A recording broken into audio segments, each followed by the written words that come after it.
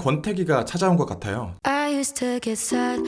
빌런입니다. 이번에 리뷰할 브랜드는 불가리, 모델은 옥토 피니시모입니다. 고가의 시계를 대여해주신 구독자님께 감사드립니다. 국내에서는 이서진 형님이 자주 착용하시는 브랜드로 알려져 있는 불가리의 독특하면서 오묘한 느낌을 가진 시계를 가져왔습니다. 저는 최근에 전통적인 시계 브랜드들의 클래식함이 더 이상 편안하게 다가오지 않더라고요. 이 권태감이 잠깐일지 영원할지는 모르겠는데 이번에 나온 위블로의 클래식 퓨전, 까르띠에의 탱크머스트, 불가리의 디아고노 GMT, 이런 스타일들이 눈에 들어오더라고요. 시계가 굉장히 얇죠? 두께에 대한 광적인 집착을 보이고 있는 브랜드는 피아제와 불가리가 있습니다. 이 두 브랜드는 서로 엎치락뒤치락 하면서 세계에서 가장 얇은 트루비용, 세계에서 가장 얇은 GMT, 세계에서 가장 얇은 울트라신 같은 최고라는 타이틀을 따기 위해서 엄청난 돈을 쏟아붓고 있습니다. 그리고 얼마 전에 피아제가 가지고 있었던 울트라신의 최고 기록 2mm의 벽을 깨버리면서 불가리는 초박형 분야에서 의미 있는 기록들을 다수 가지고 있습니다. 얇은 두께로 인한 시계의 독특한 특징들은 잠시 접어두고 이 모델에 얽힌 히스토리부터 풀어봐야 할 것 같아요. 이제는 이분의 성함을 언급하는 것조차 지겹습니다. 옥토는 젠타의 유산입니다. 제랄드 젠타는 10,000개에 가까운 시계를 디자인했다고 알려져 있지만 로얄오크, 노틸러스, 인제니어, 이 세 가지 모델로 대표되는 럭셔리 스포츠워치가 가장 널리 알려져 있습니다. 로얄오크와 노틸러스는 이것들의 탄생과 관련된 확실한 증거가 젠타의 인터뷰에 남아있어요. 로얄오크는 전화 한 통으로 시작되었고 노틸러스는 밥 먹다가 5분 만에 만들었다는 일화는 신화가 되었습니다. 제가 말씀드리고 싶은 것은 제랄드 젠타라는 시계 디자이너가 직접 디자인한 것과 제랄드 젠타의 회사가 만든 것과는 구분해야 하지 않을까. 옥토는 제랄드 젠타가 만든 브랜드 제랄드 젠타가 가지고 있었던 프로젝트 중에 하나입니다. 그리고 불가리는 좋은 타이밍에 다니엘 로스와 브랜드 제랄드 젠타를 인수해 오면서 이 회사가 가지고 있었던 프로젝트 중에 하나인 옥토를 자신들의 것으로 만들기로 결심해요. 그리고 마침내 2012년 이탈리아 디자이너에 의해서 옥토가 만들어집니다. 이런 히스토리 때문인지 디자이너의 색채에 묻히고 싶지 않은 불가리의 자존심 때문인지 모르겠지만 파텍 필립과 오데마 피게, IWC조차 자신들의 럭셔리 스포츠워치를 소개하면서 젠타의 이름을 전면으로 내세우고 있지만 불가리는 옥토를 소개하면서 젠타의 유산이 아닌 로마의 유산으로 소개합니다. 로마는 불가리를 뜻하고요. 과거의 시계 디자이너는 브랜드의 그림자 속에서 활동하는 게 보편적인 룰이었습니다. 그런데 젠타의 영향력이 너무 커지면서 시계 디자이너라는 직업이 세상 밖으로 알려지게 되었고 현재는 젠타의 이름을 드러내는 게 오히려 이득인 상황이 되어버린 거죠. 원래는 조금 둥근 디자인을 가진 옥토 로마와 피니시모와 동일하게 각진 디자인을 가진 옥토 솔로 템포 두 개의 모델이 존재했었는데 불가리가 옥토 솔로 템포의 급을 한 등급 위로 올리고자 결정하게 되면서 솔로 템포는 피니시모로 대체되었고 상대적으로 저렴한 가격으로 만날 수 있었던 옥토 솔로 템포는 역사 속으로 사라지게 되었습니다. 애호가 입장에서 되게 아쉬워요. 시계가 굉장히 얇고 커요. 크다기보다는 찌부러졌다가 더 정확한 표현 같아요. 스펙을 보면 대략적인 사이즈가 체감되실 겁니다. 40mm로 생각보다 평범한 사이즈고요. 6.4mm로 얇은 두께, 46mm로 짧은 러그 투러그, 30mm로 기이한 러그,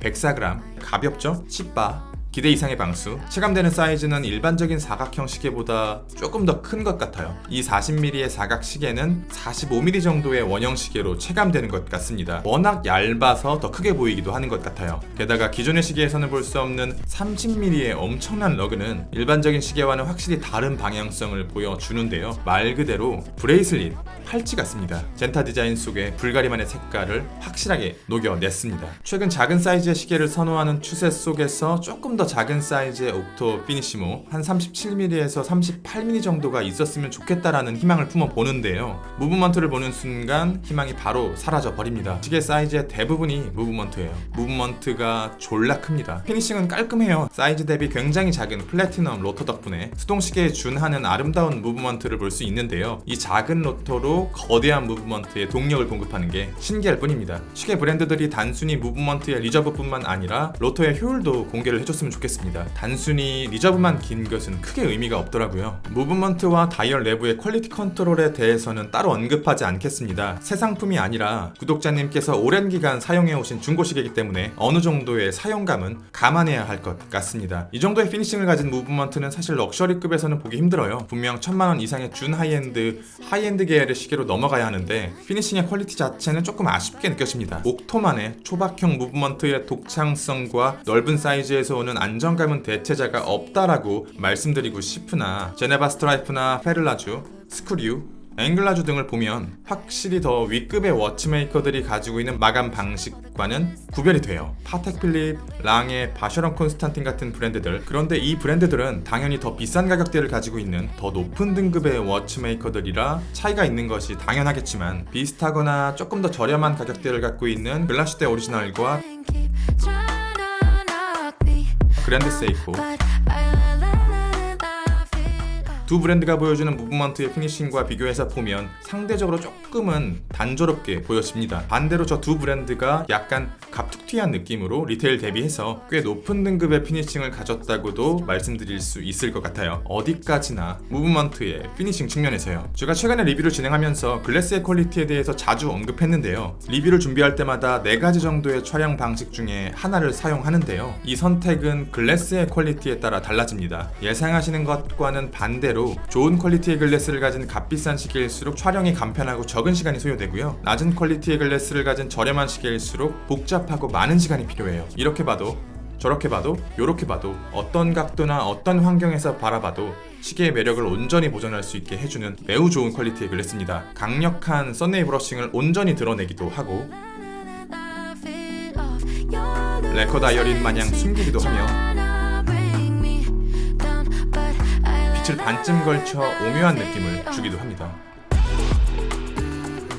다이얼에서는 특별히 말씀드릴 내용이 없습니다. 정말 흔히 볼 수 있는 청판의 썬레이 다이얼이고요. 다이얼의 사이즈에 맞게 비교적 큰 인덱스들이 내부를 채우고 있는데요. 옥토라는 이름에서 알 수 있듯이 팔각형을 기반으로 만들어진 시계입니다. 다이얼 내부에 하나의 팔각, 원형과 팔각의 조합으로 만들어진 두 겹의 베젤, 팔각형의 케이스 디자인과 각진 러그와 브레이슬릿이 만나면서 두 개의 팔각형을 더 만듭니다. 110개나 되는 면의 조합과 마감의 교차로 만들어진 케이스다 보니까 마치 프랙탈의 일부분을 보는 것 같은 우수히 많은 면과 각은 분명히 호불호가 갈릴 수 있다고 생각합니다. 케이스의 퀄리티는 당연히 훌륭합니다. 하지만 불가리조차 브레이슬릿의 퀄리티를 완벽하게 잡지 못했습니다. 좋은 퀄리티의 브레이슬릿을 만드는 작업이 쉽지 않은가 봐요. 케이스와 브레이슬릿 사이에 과한 유격뿐 아니라 위아래에 흔들림도 있습니다. 최근에 워치메이커들은 케이스에 브레이슬릿의 움직임을 막아주는 별도의 요철을 넣어주거든요. 케이스를 얇게 만드는 것도 중요하지만 추후에는 불가리만의 방식으로 개선이 되었으면 좋겠습니다. 아무리 잘 만든다고 해도